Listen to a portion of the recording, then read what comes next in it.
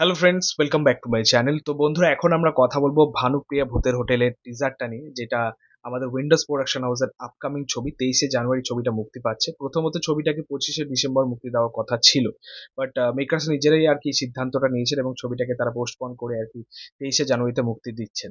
তো এটা খুব ভালো একটা সিদ্ধান্ত, কারণ 25শে ডিসেম্বরে ক্রিসমাসের সময় আরো দুটো যে ছবি রয়েছে, সেই দুটো ছবির সামনে এই ছবিটা চলতো না। ঠিক আছে, সত্যি বলতে একদম বাস্তব কথা, কারণ এই ছবিটা মানে সেরকম কন্টেন্ট নয় যে টেক্কা দিতে পারবে। ঠিক, প্রথমত একটা কথা বলি, দেখো উইন্ডোজ প্রোডাকশন হাউসের প্রতি আমাদের সবসময় একটা ভরসা, একটা বিশ্বাস থাকে।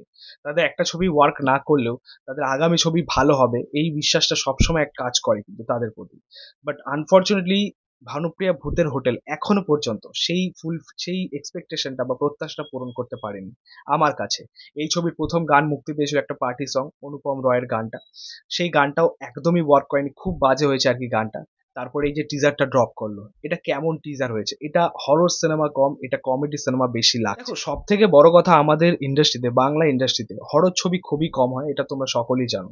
হলেও সেটা আলে কালে আসে, এবং সেটা আসলেও সেভাবে ওয়ার্ক করে না। মানে বিগেস্ট ব্লকবাস্টার বা সুপার হিট এমন কিছু হয় না, দর্শক দেখতে চায় না, অ্যাকচুয়ালি দর্শকের কাছে সেটা ওয়ার্ক করে না।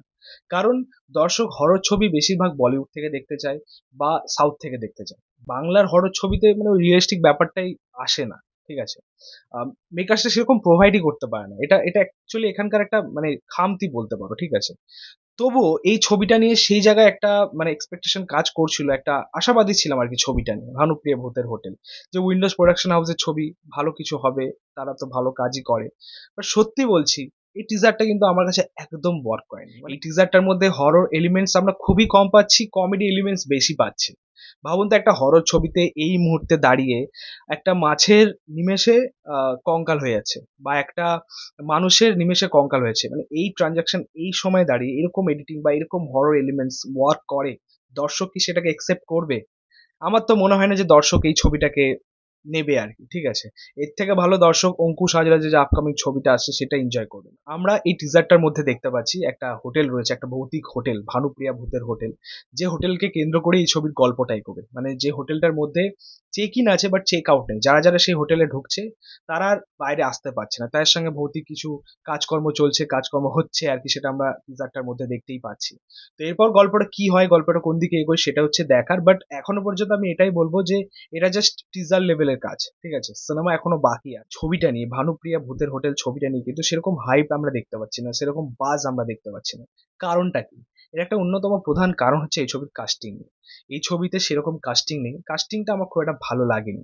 উইন্ডোজ প্রোডাকশন হাউস যেটা করে, তাদের একটা বাঁধা ধরা কাস্ট অ্যান্ড ক্রিউ নিয়ে তারা কাজ করে। এটা করলেই কিন্তু মস্ত বড় ভুল। এই যে ছবির হাইপ নেই, বাজ নেই, কেন নেই? নতুন কিছু চমক নেই, নতুন কোনো মুখ নেই, তার জন্যই। তো এটা হচ্ছে বলা, উইন্ডোজ প্রোডাকশন হাউসকে এইখানটায় ভেবে দেখা উচিত। ঠিক আছে, এই ছবিটা যদি অন্য কারোর হাত ধরে আসতো, যারা মুখ চেনা মুখ আর কি আমাদের ইন্ডাস্ট্রিতে, তাহলে হয়তো ছবিটা নিয়ে দর্শকের মধ্যে একটা চর্চা থাকতো, একটা গুঞ্জন থাকতো। তো যাই হোক, এটাই হচ্ছে বলার আর কি। ওভারঅল টিজারটা আমার কাছে ওয়ার্ক করেনি, দেখা যাক যে এরপর ট্রেলার বা সিনেমা কেমন ওয়ার্ক করে। তো বন্ধুরা, এই ছিল বলার টিজারটা নিয়ে। তোমাদের মতামত, রিয়াকশন অবশ্যই কমেন্টে জানিও। ভিডিওটা ভালো লাগলে অবশ্যই লাইক কমেন্ট শেয়ার করে দিও, পাশে থেকে সাপোর্ট করো, চ্যানেলটাকে অবশ্যই সাবস্ক্রাইব করে যাও, পাশে থাকা বেল প্রেস করে দিও পরবর্তী ভিডিওগুলো। Thank you, tata.